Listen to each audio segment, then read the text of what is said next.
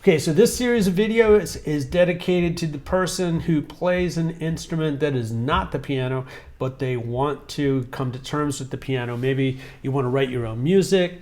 Maybe you want to arrange songs and create your own background tracks. Maybe you want to use the piano to communicate to a digital audio workstation. It's like a recording environment on a computer. So you can create your own music or produce your own tracks. And that would be like GarageBand, Pro Tools, Ableton, Logic, things like that.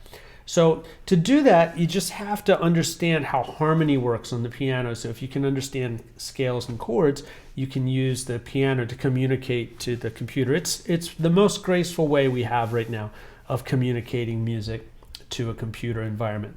So our first goal is going to be to learn the notes on the piano. And to do that, you just have to look at the geography of the layout of the piano. There's 2 black keys, 3 black keys, 2 black keys, 3 black keys. And that's sort of like the landmarks. And what we're going to use for our big identifier is the note to the left of the 2 black keys is a C. So every note to the left of the 2 black keys is a C. All right. I didn't tell you this, but these are going to be designed to like take the phone and put it on your piano and then just do what we're doing. Like put it there, do what we're doing. It'll work out for sure. So the next thing we want to do is see that there's 12 notes. 1, 2, 3, 4, 5, 6, 7, 8, 9, 10, 11, 12. And then it starts over because we're back to the note to the left of the 2 black keys. We started on C. We played all 12 notes. And we're back to C. Right? And that's called the chromatic scale. The chromatic scale is all half steps. Chromatic is derived from the word chroma, which means colors. So that's all the musical colors, and that's all that means. And we're not going to practice that scale today, but it's nice to know what it is. It's the most basic scale since it uses every note. So the scale we're going to be playing is the major scale, and it makes this song do, re, mi, fa, sol, la, ti, do. Do, re, mi, fa, sol, la, ti, do. And we do want to, as our first goal, to build that off of each one of the half steps. But today we're just going to do C because that's going to be plenty to figure out what we're doing, right? So if we start on C, it's just going to be the musical alphabet up. So it's C, D, E, F, G, and then it starts over on A. A, B, C. Then we'll go back down. B, A, G, F, E, D, C. Now, notice I'm only using one finger. That's so that you don't have to make any decisions about fingerings. Because after we know our scales, it's going to be really easy to learn the correct fingerings. There's basically 2 ways of looking at it.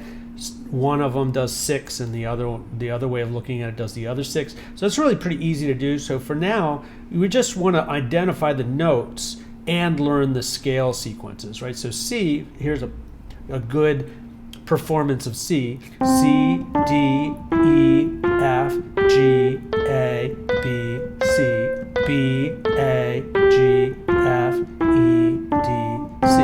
And for today, that is the assignment, and that's the lesson. Just do that. It sounds pretty simple until it's comfortable. And when you're practicing, just stay nice and calm, stay relaxed. Don't hurry your mind in any way. Just try to absorb everything that we're doing. There's going to be a lot of vocabulary at the beginning, and when you're in the vocabulary stage, speed is your enemy, right? So just nice and slow. Now, I do want to foreshadow where we're going. So if we learn all 12 major scales because they sing the exact same song. So whatever we learn to do in one key, then is going to be exactly the same proportionally in other keys. So, for example, if we took this C major scale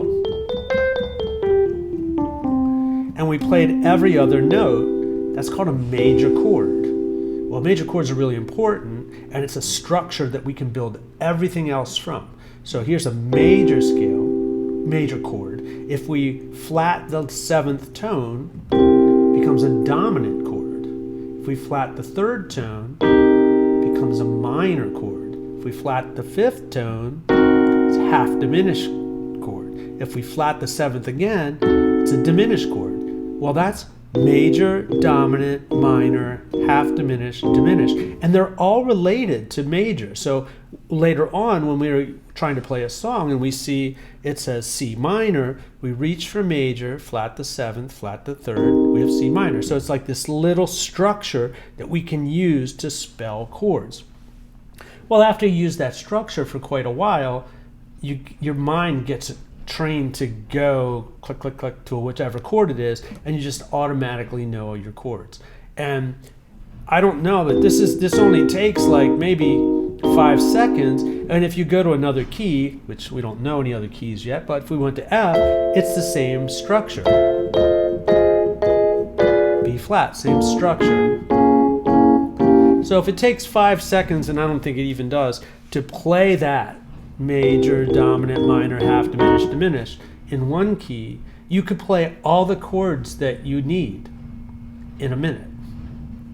So I think that's worthwhile. Okay, I hope this was helpful to you, and have a great day. And when you're comfortable saying and playing the C scale, go on to the next video.